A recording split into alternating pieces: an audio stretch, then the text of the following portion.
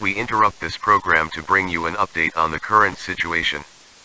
The following message is transmitted at the request of the Raccoon City Police Department. Infection rates have increased exponentially in the past 48 hours, with more than 15% of the Raccoon City population now confirmed to have either recently been infected, or having succumbed to the effects of infection. Doctors of Raccoon General Hospital have reported new symptoms of infection along with the already present symptoms of a high fever of 105 degrees Fahrenheit, nausea, bloody vomit, muscle fatigue, and extreme dehydration. Additional symptoms include blood coagulation, uncontrollable aggression, and pale skin.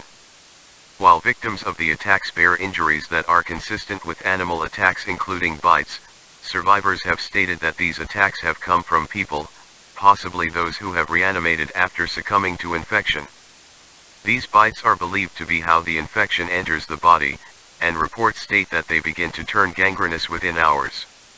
Mayor Warren and Police Chief Irons once again urge citizens to stay in their homes and lock all doors and windows. Any unauthorized persons caught outdoors between the hours of 7 p.m. and 7 a.m. are subject to arrest and detention without counsel. All roads leading in and out of the Arklay County, Missouri area remain blockaded by the Missouri National Guard and Umbrella Corporation's Biohazard Countermeasure Service. Stay tuned to 96.5 WRCN for more information. We now return to our regularly scheduled program.